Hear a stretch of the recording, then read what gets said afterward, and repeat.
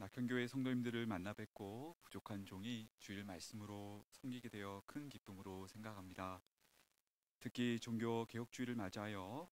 우리가 다시 한번 신앙의 선배들이 전수해준 신앙의 본질을 되새기며 오직 성경, 오직 믿음, 오직 은혜라는 하나님 중심, 말씀 중심의 신앙을 회복하길 원합니다. 여러분, 많은 분들이 종교를 갖는 이유가 무엇일까요? 여러 가지 이유가 있겠지만 주된 이유는 복을 받기 위함일 것입니다. 사업이 잘 되고 일터에서 승진하며 자녀가 좋은 대학, 좋은 직장에 들어가는 것, 온 가족이 건강하게 무탈하게 지내는 것. 사실 이 부분에 있어서는 기독교인인 우리들도 예외가 아닌 것 같습니다. 우리도 다 복받길 원합니다. 물론 우리는 구원받아 영원한 천국 시민으로 살아가는 내세 복을 바라보지만 동시에 이 땅에서 이 생에서 복을 받아 잘 되기를, 형통하기를 기대합니다. 이런 하나님의 은총이 여러분에게 충만히 임하시길 소망합니다. 자, 그런데 동시에 생각해 볼 부분이 하나 있습니다. 만약 이런 복들이 다 사라진다면, 아니 복은커녕 까닭없는 고난과 시련이 내게 들이닥친다면 이 부분을 어떻게 이해해야 하냐는 것입니다.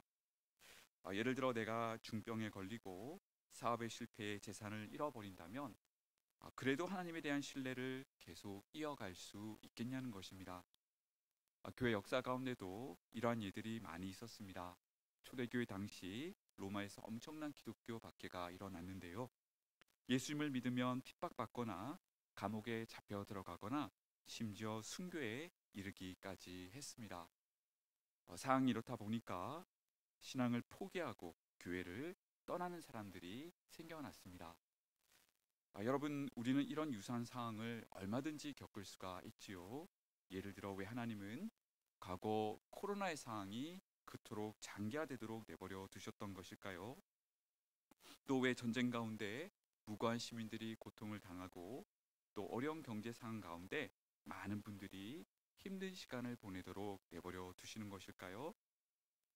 또 정말 헌신적으로 신앙생활을 하셨던 부모님이 갑자기 중병에 걸려 세상을 떠나시고 또 사랑하는 가족분이 뜻하지 않은 사고를 당해 일찍 세상을 떠나는 일도 일어납니다.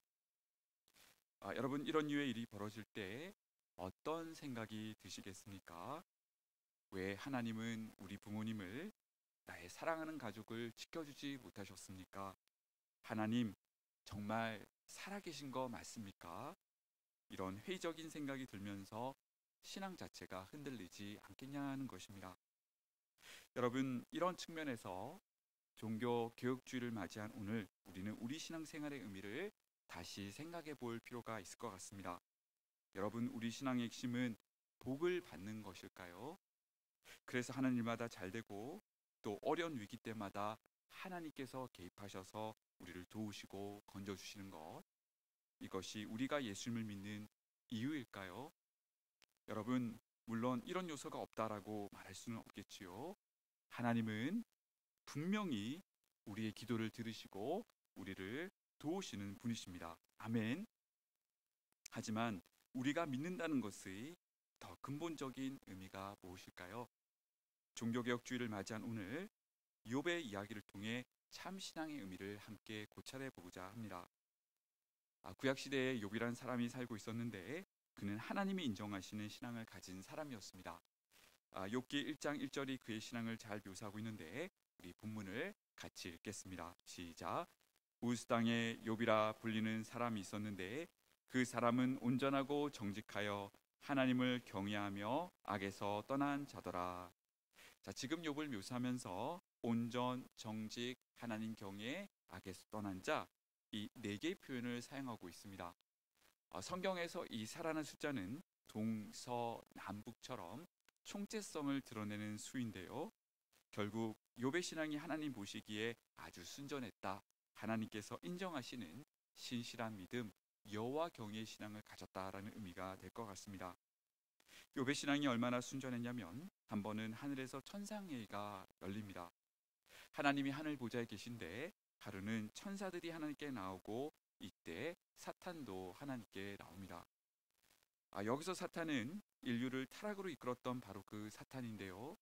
참고로 요한계시록 12장 10절은 사탄이 하나님 앞에서 성도를 밤낮 참소하는 자라며 다음과 같이 묘사하는데, 이 본문을 함께 읽겠습니다. 시작. 내가 또 들으니 하늘에 큰 음성이 있어 이르되 이제 우리 하나님의 구원과 능력과 나라와 또 그의 그리스도의 권세가 나타났으니 우리 형제들을 참수하던 자 곧 우리 하나님 앞에서 밤낮 참수하던 자가 쫓겨났고, 사탄은 하나님 앞에서 우리를 참수하는 자였습니다. 늘 부정적으로 우리를 고발하는 자였다라는 것입니다. 그런 사탄이 하나님 앞에서 쫓겨나게 되는데, 그 사건이 바로 그리스도의 권세가 나타났을 때, 다시 말해 예수님의 십자가 죽으심과 부활 사건 때였다라는 것입니다. 여러분, 왜였을까요? 예수님의 피로 우리의 허물을 사하셨기에, 다시 말해 그리스도의 의로 우리의 허물을 덮으셨기에 사탄이 더 이상 우리를 고발하지 못하고 쫓겨났다고 본문은 말하고 있는 것입니다. 어쨌든 사탄은 지금 하나님 앞에서 욥을 참소하기 위해 서 있습니다. 이때 하나님은 욥기 1장 8절에서 이렇게 말씀하시는데요. 이 본문을 함께 읽겠습니다. 시작. 여호와께서 사탄에게 이르시되 내가 내 종 욥을 주의하여 보았느냐. 그와 같이 온전하고 정직하여 하나님을 경외하며 악에서 떠난 자는 세상에 없느니라. 지금 하나님은 욥기 1장 1절과 동일하게 욥을 칭찬하고 계십니다. 네 가지 표현, 온전, 정직, 하나님 경외, 악에서 떠난 자라는 표현을 동일하게 써가시며 욥의 신앙을 칭찬하고 계십니다. 성도님들, 여기서 우리는 무엇을 발견합니까? 하나님은 우리의 신앙을, 우리의 마음 상태를 다 들여다보고 계신다라는 점입니다. 내가 어떤 마음으로 신앙생활을 하고 있는지, 나의 섬김의 동기가 무엇인지, 내가 정말 하나님을 사랑하며 내가 진정 하나님을 위해 살아가고 있는지, 나의 모든 상황과 마음을 다 들여다보고 계신다라는 것입니다. 여러분, 하나님께서 욥을 바라보시며 기뻐하셨던 것처럼 우리 주님의 큰 기쁨 되시는 우리 성도님들 되시길 간절히 소망합니다. 어쨌든 하나님께서 이와 같이 욥을 칭찬하시자 참소자 사탄이 하나님께 다음과 같이 반문하며 도전합니다. 욥기 1장 9절부터 11절까지 말씀을 함께 읽으실까요? 시작. 사탄이 여호와께 대답하여 이르되 욥이 어찌 까닭없이 하나님을 경외하리까? 주께서 그와 그의 집과 그의 모든 소유물을 울타리로 두르심 때문이 아니니까? 주께서 그의 손으로 하는 바를 복되게 하사 그의 소유물이 땅에 넘치게 하셨음이니이다. 이제 주의 손을 펴서 그의 모든 소유물을 주소서. 그리하시면 틀림없이 주를 향하여 욕하지 않겠나이까? 여러분, 여기서 우리는 사탄의 악함과 간교함을 발견합니다. 하나님께서 욥의 신앙이 순전하다라고 하시면 그대로 인정하고 받아들이면 되는데, 사탄은 그게 아니라며 하나님께 반문하며 도전합니다. 여러분, 지금 사탄의 주장이 무엇입니까? 욥이 까닭 없이 하나님을 경외하는 것이 아니라는 것입니다. 다 이유가 있다라는 것이죠. 한마디로 욥의 신앙은 기복신앙이라는 것입니다. 무엇을 얻어내기 위한 신앙이라는 것입니다. 하나님께서 욥에게 많은 복을 주셨는데 그것을 다 거둬가시면 욥이 하나님 앞에서 자신의 신실함을 저버릴 것이라는 도전입니다. 여러분, 참고로 욥은 엄청난 복을 받은 사람이었습니다. 욥기 1장 2절과 3절을 보시면 그가 하나님께로부터 받은 복들이 나열되고 있는데, 우리 그 내용을 같이 읽어보겠습니다. 시작. 그에게 아들 7과 딸 3이 태어나니라. 그의 소유물은 양이 7,000마리요 낙타가 3,000마리요 소가 500결이요 암나귀가 500마리니 이 사람은 동방 사람 중에 가장 훌륭한 자라. 여러분, 느껴지십니까? 자녀가 열입니다. 그리고 양이 7,000마리, 낙타 3,000마리, 암나귀가 500마리, 그리고 소가 500결이었습니다. 정말 상상할 수 없는 엄청난 규모로서 한마디로 그는 하나님께 많은 복을 받은 사람이었다라는 것입니다.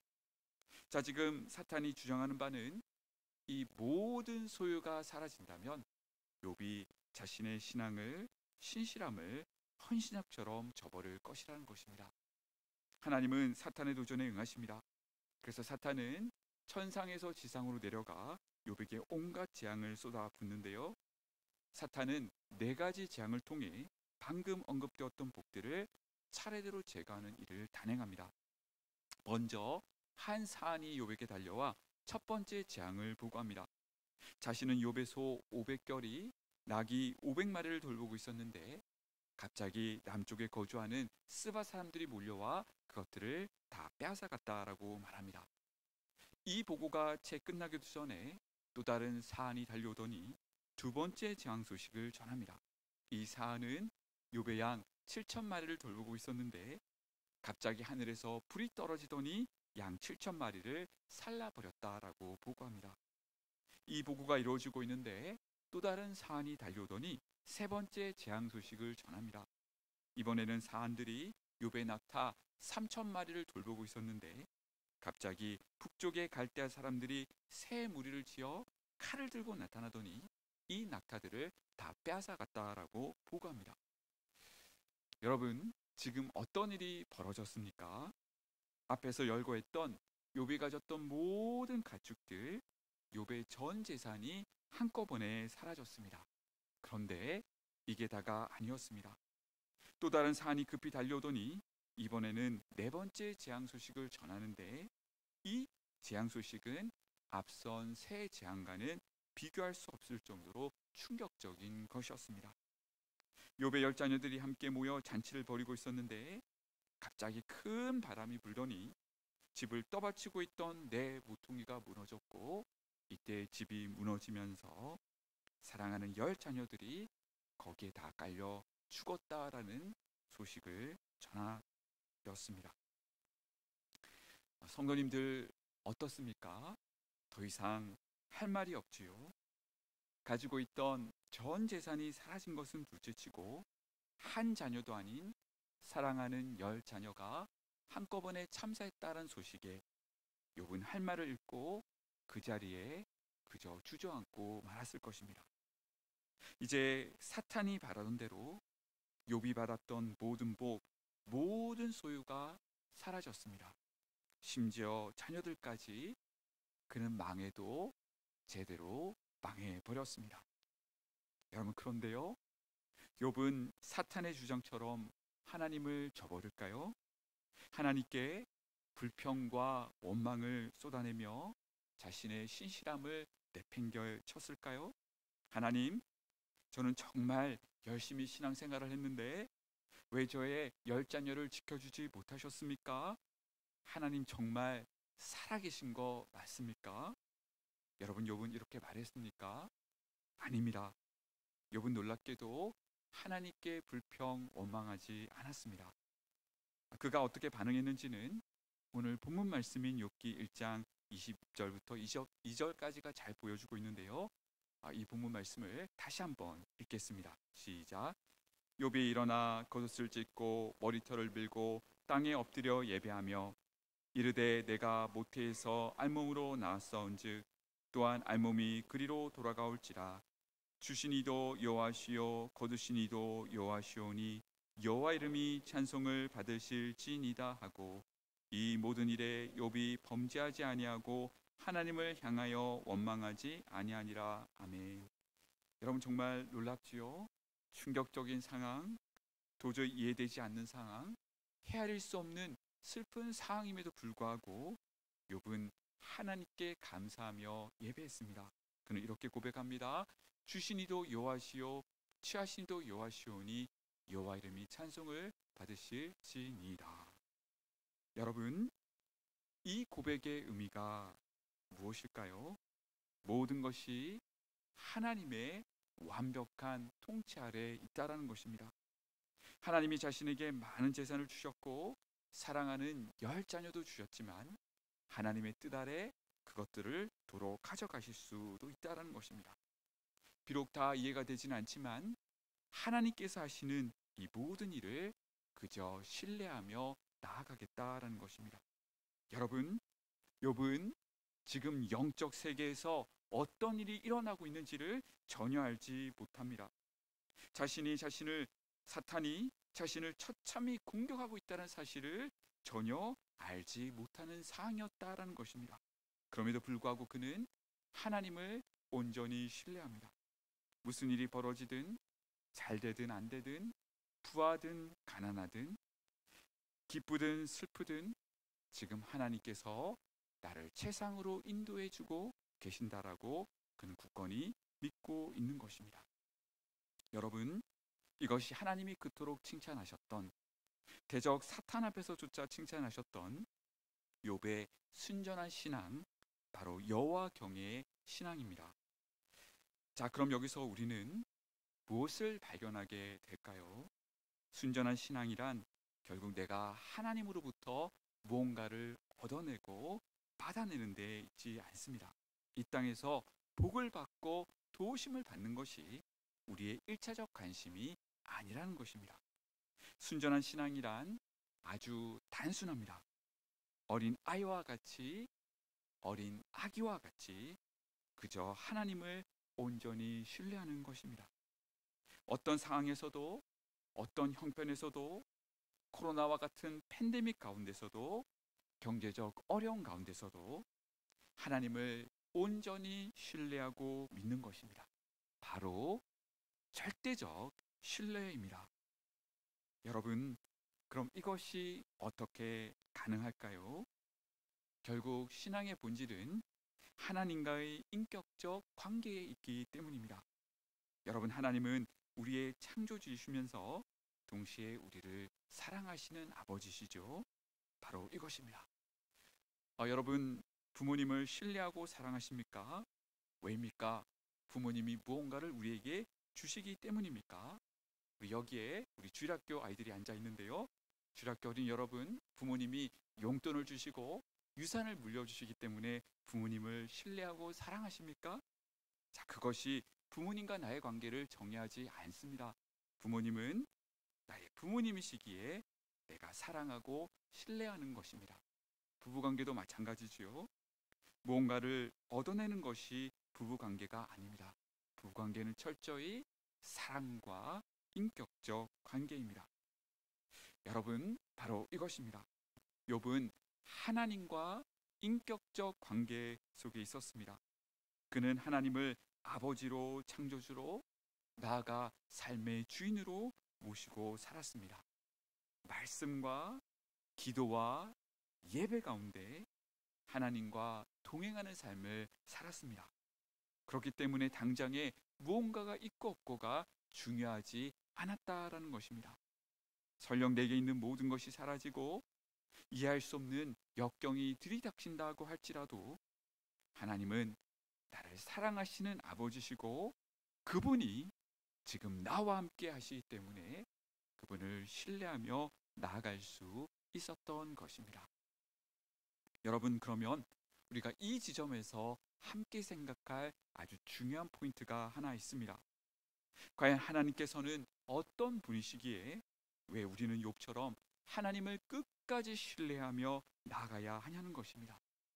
우리는 앞에 예에서 로마 시대의 그리스도인들이 믿음 때문에 옥에 갇히고 매맞고 심지어 순교당했음을 살펴보았는데, 그럼 왜 하나님은 이 악한 로마가 그렇게 하도록 내버려 두셨던 것일까요? 욥의 경우도 왜 재산과 자녀를 잃도록 허락하셨던 것일까요? 그럼에도 불구하고 우리가 하나님을 끝까지 신뢰할 수 있는 근거가 무엇일까요? 세 가지로 이것을 살펴보려고 합니다. 첫 번째는 하나님은 우리의 아버지실 뿐만 아니라 우리를 지극히 사랑하시는 분이시기 때문입니다. 여러분, 그것을 어떻게 알 수 있습니까? 바로 십자가 사건입니다. 주님은 우리를 구원하시기 위해 이 땅에 성육신 하셔서 우리를 위해 십자가에 달려 죽으셨습니다. 그런데 십자가 사건의 의미는 단순히 우리의 죄를 용서하시고 구원하시는 것, 그 이상의 의미를 담고 있습니다. 여러분, 생각해 보실까요? 이 땅에서 일어나고 있는 모든 슬프고 불합리한 일들의 근원은 무엇입니까?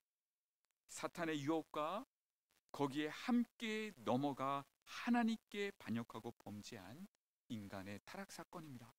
바로 우리의 반역과 타락 사건입니다. 같은 맥락에서 왜 우리에게 죽음과 질병이 도래했습니까? 역시 사탄의 유혹으로 인한 인간 타락 사건 때문입니다. 왜 로마 정권은 기독교인들을 그렇게 탄압하고 죽이려고 했던 것일까요? 그들의 배후에 악한 사탄이 역사했기 때문입니다. 하나님을 알지 못하는 로마 정권이, 로마 군병들이 사탄의 충동 속에서 그런 악행을 저질렀습니다. 어떻게 보면 지금의 환경 오염과 생태계 파괴와 지구 온난화의 문제도 인간의 죄성, 다시 말해 인간 타락으로 인한 무분별한 탐욕과 남용이 만들어낸 결과가 아니겠습니까? 여러분, 이 모든 문제를 근본적으로 해결할 수 있는 길이 무엇일까요? 100년도 채 되지 않는 우리의 짧은 인생, 이 죽음의 문제를 근본적으로 해결할 수 있는 길이 무엇입니까? 질병으로 안타깝게 돌아가신 부모님, 사고로 일찍 돌아가신 사랑하는 가족분이 다시 살아나 영광스러운 부활의 몸을 입고 영원한 새하늘과 새 땅에서 나와 함께 살아갈 수 있는 길이 무엇입니까? 더 이상 가난 때문에, 코로나와 같은 팬데믹 때문에, 경제 위기 때문에 힘들어하지 않아도 되고, 악인들 때문에 괴로워하며 눈물 흘리지 않아도 되는, 전쟁과 테러가 없는, 환경 오염과 생태계 파괴가 없는 완벽한 곳, 다시 말해 새하늘과 새 땅의 영광에 들어가는 길은 무엇입니까? 무엇보다 모든 악과 혼돈의 원인인 이 사탄의 권세를 깨트리는 길이 무엇일까요? 결국 우리의 반역과 범죄로 자초한 이 비극적인 현실, 이것을 해결할 길은 단 하나밖에 없었습니다. 아무 죄 없으신 주님께서, 근본 하나님이신 주님께서 2000년 전 인간의 몸을 입고 이 땅에 오셔서 십자가에 달려 죽으시는 것이었습니다. 우리를 너무나 사랑하시기 때문에 사탄과 우리의 타락이 가져다 준 이 슬픈 현실을 누구보다 마음 아파하시고 누구보다 잘 아시는 우리 주님께서는 우리를 위해 십자가에서 피 흘리시고 살 찢겨 주셨던 것입니다. 나아가 이를 통해 지금도 하나님을 모르고 어둠 속에 방하고 있는 내 가족, 내 친구, 내 지인들, 열국의 백성들이 이 십자가의 사랑의 마음에 녹아 하나님께 나와 용서받고 구원받는 길을 여셨던 것입니다. 여러분, 이것이 우리가 주님을 온전히 신뢰할 수 있는 첫 번째 이유입니다. 우리가 하나님 아버지를 끝까지 신뢰할 수 있는 두 번째 이유는, 하나님은 우리가 사망의 음침한 골짜기를 갈 때에 홀로 내버려 두지 않으시는 우리의 선한 목자이시기 때문입니다. 주님은 고통 가운데 있는 우리와 친히 함께 하시며 우리를 위로하시고 우리의 힘과 용기를 북돋아 주십니다. 성도님들, 고난 중에 있을 때에 이 낙현교회 본당에 나와 울며 탄식하며 기도할 때에 우리 주님께서 뭐라고 말씀하십니까? 사랑하는 아들과 딸아, 내가 너의 아픔을 안다. 내가 친히 너와 함께 가노라 라고 격려하며 위로하지 않으십니까? 바로 이 이유 때문에 수많은 믿음의 선진들이 심지어 순교의 자리에서도 끝까지 믿음을 지키며 나아갈 수 있었던 것입니다. 특히 선한 목자 되시는 우리 주님께서는 우리가 저 영원한 천국에 안전하게 이룰 수 있도록 날마다 우리를 이끌어 가시는 분이십니다. 성도님들, 우리 한번 생각해 보실까요? 이 땅에서 100년도 채 되지 않는 우리의 짧은 인생을 제 양복에 묻어있는 이 작은 티끌에 비교해 보겠습니다. 그런데 우리가 들어갈 그 새하늘과 새 땅의 영광은 실로 영원한데, 그러면 이 티끌과 비교했을 때 얼마나 크다라고 할 수 있겠습니까? 비교가 채 되지 않습니다. 우리 주님은 지금 이 영원한 영광으로 우리를 이끌어가고 계십니다. 여러분, 그래서 우리에게는 푸른 풀밭과 쉴만한 물가만 있는 것이 아닙니다. 때로는 사망의 음침한 골짜기도 있을 수 있습니다. 특히 우리가 이 세상의 것들에 눈이 팔려 본질을 놓치고 죄 가운데 하나님을 잊으며 심지어 하나님을 떠나려고 할 때, 주님은 역경을 통해서라도, 실패를 통해서라도 우리를 깨닫게 하시고 깨어지게 하시는 것입니다. 여러분, 왜입니까? 우리를 미워해서가 아니라 우리를 진정 사랑하시기 때문입니다. 하나님은 지금도 우리 모두를 향한 큰 그림을 그리고 계십니다. 이 땅을 살아가는 우리는 당장 눈에 보이는 것에 연연해할 수 있습니다. 취업하고 결혼하고 승진하고 재산을 모으는 것, 이런 것들을 인생의 전부라 생각할 수 있습니다. 그런데 하나님은요, 우리 모두를 향한 더 원대한 비전을 가지고 계십니다. 그분은 우리로 하여금 금방 지나가고 말 이 땅의 시민으로 끝나는 것이 아니라 영원한 천국 백성의 영광으로 살아가도록 이끌고 계신 것입니다. 단 한 번밖에 없는 우리의 소중한 삶을 이 땅에 부경험만 쫓는 공허한 삶을 사는 것이 아니라 주님의 신실한 제자로서 이 땅의 변혁과 영공과 낙천교회를 세우는 이 값지고 의미 있는 삶을 살아가기를 원하고 계신 것입니다. 이처럼 우리의 아버지 되시며 목자 되시는 우리 주님께서는 결코 실수하지 않으시는 분이십니다. 우리가 하나님 아버지를 끝까지 신뢰할 수 있는 마지막 이유는 하나님은 마침내 공의를 이루시는 분이시기 때문입니다. 여러분, 비록 욥은 재산과 자녀를 다 잃었지만 그게 끝이 아니었습니다. 구약 욥기의 마지막 부분인 욥기 38장부터 42장까지가 이를 잘 보여주는데요. 여러분, 우선 하나님은 인내하며 기도로 하나님께 나아갔던 욥을 친히 만나 주셨습니다. 욥에게 자신을 나타내시어 욥의 기도에 세밀히 응답해 주시고 위로해 주셨습니다. 여러분, 하나님 이처럼 우리의 작은 신음도 들으시고 친히 응답해 주시는 분이십니다. 할렐루야. 또 하나님은 욥에게 말씀하시는 가운데 욥의 고난 배후에, 고난과 악의 문제 배후에 사탄과 하나님의 통치를 따르지 않는 악한 자들이 있음을 말씀해 주시며 하나님의 때에 이들을 심판하시겠다라고 말씀하셨습니다. 여러분, 무슨 말입니까? 바로 하나님의 공의가 마침내 하나님의 때에 온전히 서게 된다는 것입니다. 우리는 앞서 예수님의 십자가 사건 가운데 나아가 주님 재림 때 이것이 온전히 이루어지게 됨을 살핀 바가 있습니다. 여러분, 나아가 하나님은 욥을 마침내 기적같이 회복시켜 주십니다. 욥기의 결론부인 욥기 42장이 이를 잘 보여주는데요. 욥이 잃었던 재산을 갑절로 회복시켜 주시고 다시 10자녀가 태어나게 하십니다. 하나님은 또 욥을 장수케 하시고 존귀케 하십니다. 물론 성도님들 가운데 이렇게 생각할 분도 계실 수 있을 것 같습니다. 목사님, 하나님이 다시 10자녀를 주셨다고는 하지만 이전에 잃었던 10자녀에 대한 아픔이 과연 온전히 치유될 수 있을까요? 여러분, 아주 중요한 질문입니다. 자, 그런데요, 여기서 우리가 놓치지 말아야 할 한 중요한 포인트가 있습니다.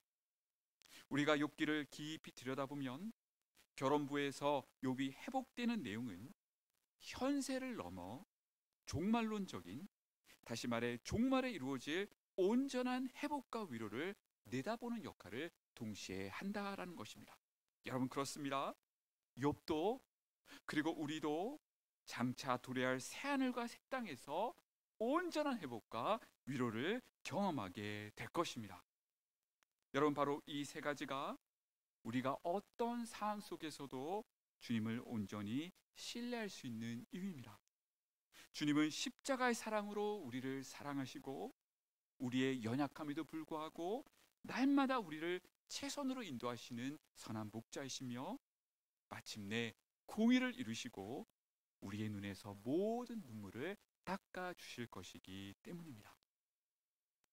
여러분, 찬송가 549장의 내 주여 뜻대로라는 곡을 잘 아시지요?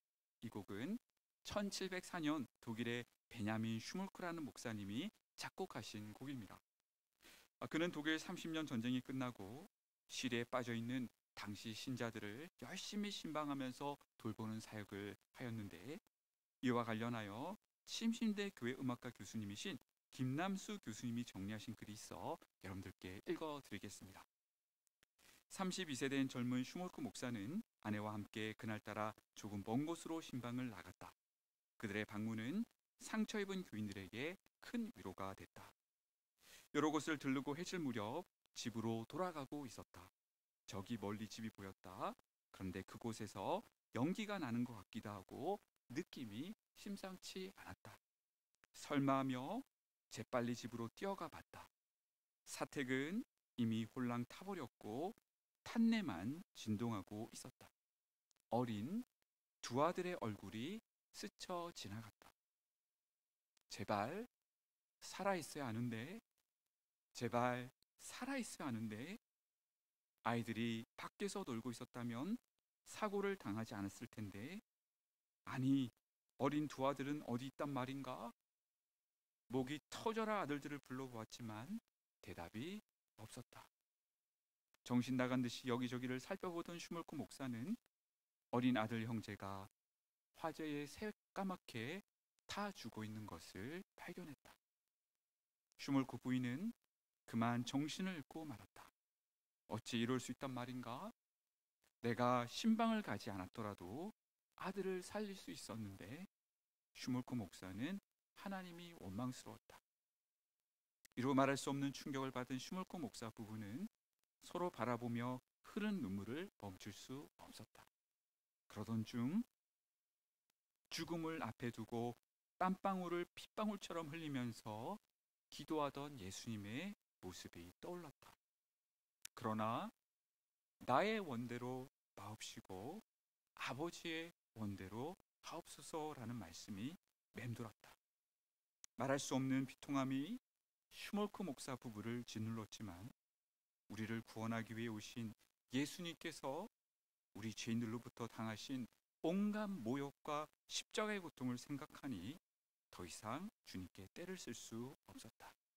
하나님, 이 죄인을 용서하십시오. 교만한 저를 용서하십시오. 약한 자를 도움으로써 의롭게 되었다고 착각한 저를 용서하십시오. 주님, 이제 무엇이든지 주의 뜻대로 행하시옵소서. 주의 뜻대로 행하시옵소서. 그가 말할 수 있는 말은 이것뿐이었다. 그가 무릎을 꿇고 하나님께 울부짖으며 기도하는 중에 영감을 얻고 쓴 찬송이 바로 내 주여 뜻대로이다. 우리 성도님들, 우리 1절, 2절을 반주 없이 함께 찬양하시겠습니다. 내 주여 뜻대로 행하시옵소서. 온 몸과 영혼을 다 주께 드리니 이 세상 고락가 주 인도하시고 날 주관하셔서 뜻대로 하소서. 내 주여 뜻대로 행하시옵소서.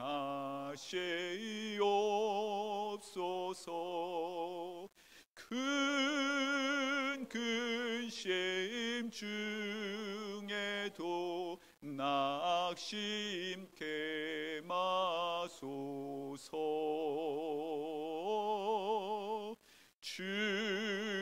주님도 때로는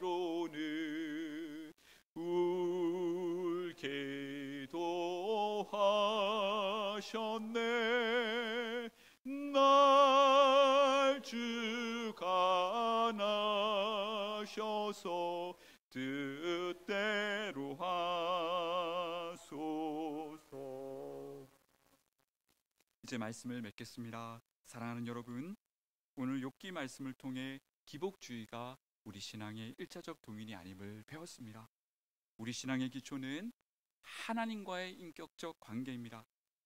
그분의 손을 꼭 붙잡고 우리의 삶의 마지막 여정까지 그분과 함께 걸어가는 길입니다. 따라서 우리는 역경 속에서, 이해할 수 없는 상황 속에서, 아니 모든 상황 속에서도 주님을 굳건히 신뢰할 수 있습니다. 그분은 십자가의 사랑으로 우리를 사랑하시는 아버지시요 선한 목자이시기 때문입니다. 따라서 평탄한 시간이 주어질 때도, 나아가 거친 파도가 나 향해 몰려올 때도 우리는 변함없이 주님을 신뢰할 수 있습니다. 때로는 주님의 제자로서 주님의 뒤를 따라 자발적으로 주님의 몸 되신 이 낙현 교회를 위해, 또 영혼 구원을 위해 희생을 감내하시고, 또 믿음을 지키기 위해 핍박과 순교의 길을 걷는 상을 허락하시며 그 가운데 우리의 헌신을 기쁘게 받으시는 분이십니다. 이 모든 상황 속에서도 하나님은 우리가 끝까지 신뢰할 수 있는 선한 목자이시며 나의 아버지십니다. 특히 삶의 여러 어려움 가운데 힘들어하시는 성도님들이 계십니다. 하나님, 왜입니까? 탄식 소리가 곳곳에서 들려오는 것을 보게 됩니다. 우리는 결코 하나님의 통치를, 인도하심을 다 이해할 수 없습니다. 구약의 욥기가 바로 이 부분을 우리에게 분명히 가르쳐주고 있습니다. 자, 그럼에도 분명한 것은 하나님은 이 타락한 세상으로부터, 죄와 슬픔과 죽음으로 점철되어 있는 이 세상으로부터 우리를 구원하시고 지금도 우리를 신실하게 이끌어가고 계신다라는 점입니다. 때로는 힘들고 아프게 느껴질 수 있습니다. 때로는 이해가 되지 않을 수도 있습니다. 그러나 분명한 것은 짧디 짧은 이 세상의 슬픔도 잠시, 우리는 영원한 새하늘과 새 땅에 그 영광스러운 곳에 도달하여 영원한 기쁨과 영원한 승리와 영원한 위로와 공의와 정의가 실현되는 것을 함께 보게 될 것입니다. 그때 우리는 한 목소리로 이렇게 외칠 것입니다. 하나님은 완전하십니다. 하나님의 통치와 인도하심은 완전합니다. 사랑하는 여러분, 우리는 참 연약하여 어려움 앞에서 쉽게 두려워하고 좌절하고 불평할 때가 많습니다. 그러나 하나님께서 우리 모두에게 굳센 믿음을 주셔서 욥처럼 순전한 신앙으로 끝까지 하나님을 신뢰하며 의지하며 나아가 주님의 큰 기쁨 되시는 낙현교회 성도님들 되시길 간절히 소망합니다. 기도하시겠습니다. 고마우신 하나님 아버지, 종교개혁주의를 맞이하여 다시 한번 신앙의 본질을 되새기게 하여 주셔서 감사합니다. 특히 주님께서는 우리의 선한 목자가 되시어 우리의 연약함과 부족함에도 불구하고 지금도 우리를 가장 좋은 길로 인도하고 계신다는 말씀에 다시 용기를 얻고 하나님께 감사와 찬양을 올려드립니다. 특히 우리의 고난의 문제에 대한 주님의 해결책이 십자가 죽으심이었음을 깨닫고 그 사랑의 의미를 깊이 묵상하길 원합니다. 어떤 상황 속에서도 주님을 온전히 신뢰하며 따라갈 수 있는 굳건한 믿음을 우리에게 허락하여 주옵소서. 감사드리며 예수님 이름으로 기도